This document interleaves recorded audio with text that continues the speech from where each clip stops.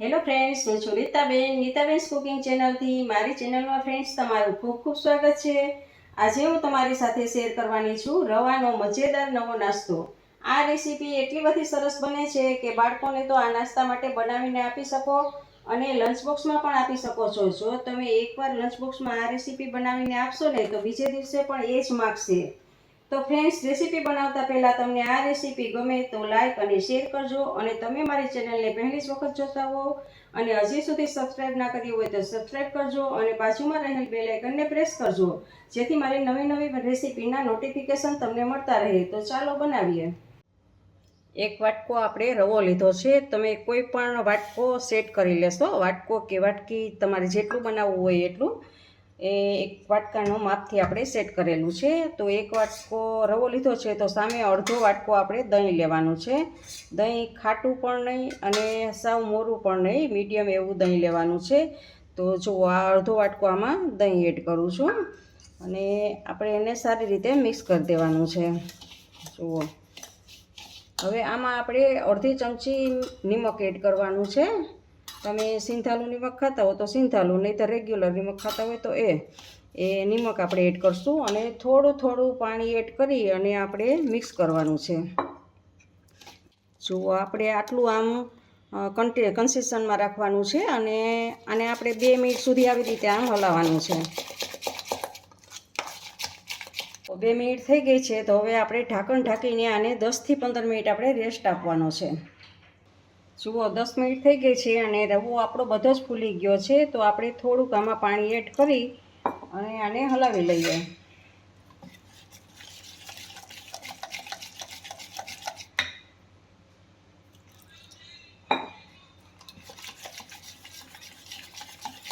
જુઓ, આવી રીતે સારી રીતે હલાવવાનું છે. આવું 5 મિનિટ સુધી હલાવવાનું છે. એક જ દિશામાં હલાવવાનું છે તમારે. જુઓ, 5 મિનિટ થઈ ગઈ છે તો હવે આપણે આમાંથી અડધું બેટર બીજા વાસણમાં લઈ લેવાનું છે. આપણે અડધું બીજા વાસણમાં લઈ લઈશું અને આ બેટરમાં આપણે ઈનો નાખવાનો છે. અડધી ચમચી ઈનો. તમારી પાસે ઈનો ન હોય તો તમે કુકિંગ સોડા, બેકિંગ સોડા કોઈ પણનો ઉપયોગ કરી શકો છો અને સારી રીતે આને હલાવી લેવાનું છે. એક જ દિશામાં હલાવવાનું છે, એ ખાસ ધ્યાન રાખવાનું છે. જુઓ, આપણું બેટર ફૂલી ગયું છે તો હવે આને આપણે આ ડબ્બો લેવાનો છે. હવે આપણે એક આ ડબ્બો લીધો છે અને એને અંદરની સાઈડમાં બધે જ આપણે ઓઇલથી ગ્રીસ કરી લીધું છે. તો એમાં આ બેટરને આપણે પાથરવાનું છે. બધું જ બેટર આમાં લઈ લઈએ આપણે. જો સારી રીતે આને આમ બધી બાજુ ફેલાવી દઈએ. તો આપણે બેટર આમાં પાથરી દીધું છે અને હવે આને આપણે એક સ્ટીમરમાં સ્ટીમ થવા માટે મૂકવાનું છે. જુઓ, ગેસ ઉપર એક સ્ટીમર લીધું છે અને એમાં પાણી ગરમ થવા માટે રાખેલું છે. એમાં નીચે એક સ્ટેન્ડ રાખેલું છે અને એની ઉપર કાણાવાળી આ છીબું રાખેલું છે અને એની ઉપર આ બેટરવાળું આપણે ડબ્બો રાખી દઈશું અને ઢાંકણ રાખીને આપણે થોડુંક આને કૂક થવા દઈએ.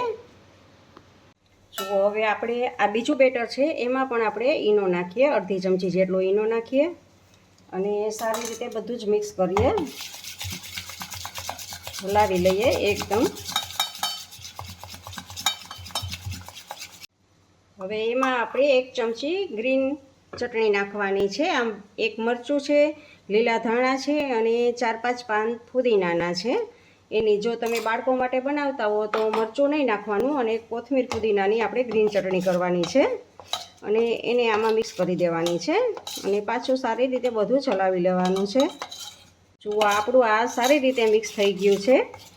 જુઓ, આપણું આ 50% કૂક થઈ ગયું છે. તો આપણે અત્યારે ગેસને ઓફ કરી દઈએ અને આ ડબ્બાને આપણે બહાર કાઢી લેવાનો છે. હવે આની ઉપર આપણે થોડો ટોમેટા કેચઅપ આપણે લગાડવાનો છે.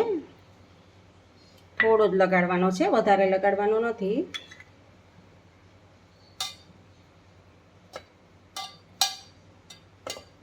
સારી રીતે બધી બાજુ ફેલાવી દઈએ અને હવે આપણે એમાં સેન્ડવિચનો મસાલો હોય તો એ, પીઝાનો મસાલો હોય તો એ, અને એ કાંઈ પણ ના હોય તો ચાટ મસાલો અત્યારે આ ટાઈમે આપણે ચાટ મસાલો પણ તમે સ્પ્રિંકલ કરી શકો છો, પણ મેં અત્યારે આ સેન્ડવિચનો મસાલો લીધેલો છે. તમે ફ્રેન્કીનો મસાલો કે કોઈ પણ ચટપટો મસાલો હોય એ આમાં નાખી શકો છો, અને કાંઈ ના હોય તો ચાટ મસાલો તો હોય જ, તો એ ચાટ મસાલો પણ તમે અહીંયા સ્પ્રિંકલ કરી શકો. હવે આને આપણે એકદમ વધારે હેલ્ધી બનાવવા હોય તો એ માટે આપણે આવા ગાજરના પાતળી સ્લાઈસ કરેલી છે, એ ગાજરને મૂકશું આમાં. અને કાકડીની પણ એવી જ રીતે મેં સ્લાઈસ કરેલી છે, પતલી એકદમ. તો કાકડીને પણ એવી રીતે આમ મૂકી દેશું. અને ડુંગળીને એવી રીતે તમે કોબીસને પણ મૂકી શકો. ડુંગળીની જો આવી છૂટી રીંગું કરી લેવાની છે, અને એ પણ મૂકી શકાય આવી રીતે. આમ તમને જે ઈચ્છા થાય એ તમે મૂકી શકો. હવે ટમેટાની સ્લાઈસ પણ મૂકશું, અને આ લાંબી ચીરીમાં કેપ્સિકમ કાપેલા છે એને પણ એમાં મૂકશું. જો આ બધું જ આપણે સારી રીતે આમાં રાખી દીધું છે. તો આ બધા જ વેજીટેબલ્સ આપણા આવી ગયા છે. અને હવે ઉપરથી થોડીક ચીલી ફ્લેક્સ આપણે એડ કરશું. જો નાના બાળકો માટે હોય, તીખું ના ખાતા હોય તો ચીલી ફ્લેક્સને તમે સ્કીપ કરી શકો છો. અને ઉપરથી ઓરેગાનો, અને પાછો થોડોક આપણે સેન્ડવિચનો મસાલો છે એને સ્પ્રિંકલ કરશું. અને હવે આપણે આ ચટણીવાળું બેટર છે એ બેટરને ઉપર પાથરવાનું છે.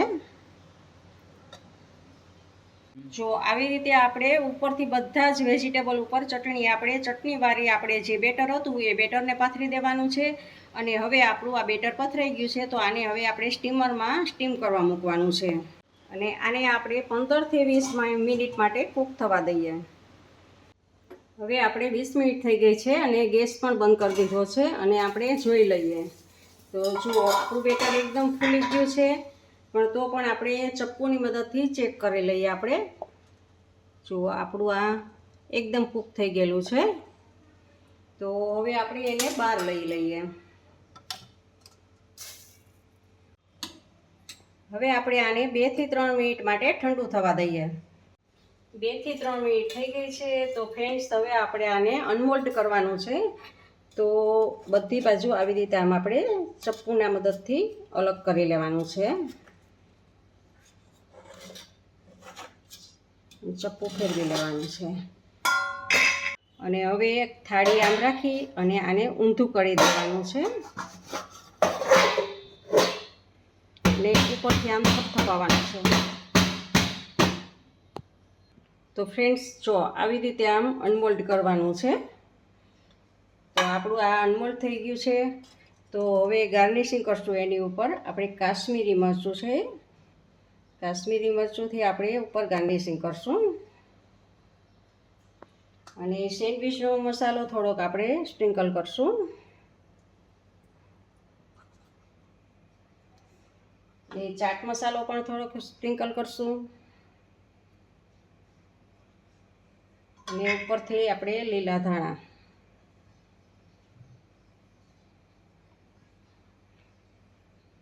તો ફ્રેન્ડ્સ, જુઓ છે ને મજેદાર વાનગી આપણી આ.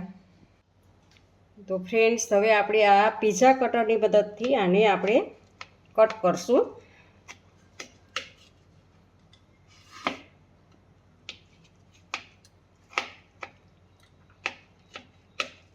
જુઓ એકદમ આ વેજીટેબલ્સથી ભરપૂર છે, નથી બ્રેડ કે નથી મેંદો કે. તો છોકરાઓને માટે આ એકદમ બાળકોને માટે હેલ્ધી એવો નાસ્તો આપણો આ છે.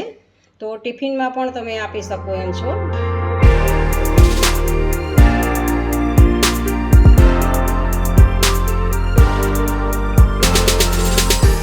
તમને મારી આ રેસીપી કેવી લાગી તે કમેન્ટ બોક્સમાં કમેન્ટ કરીને મને જરૂરથી જણાવજો. ઇન્સ્ટાગ્રામમાં મારા પેજને ફોલો કરજો, મેં નીચે લિંક આપેલી છે. અને મારી આ રેસીપી ગમે તો લાઈક કરજો, અને મારી રેસીપીને તમારા ફેમિલી મેમ્બર્સ અને ગ્રુપમાં શેર કરજો, અને મારી રેસીપીને સબસ્ક્રાઈબ કરવાનું ભૂલતા નહીં. આવજો, બાય. ફરી મળીએ નવી રેસીપી સાથે.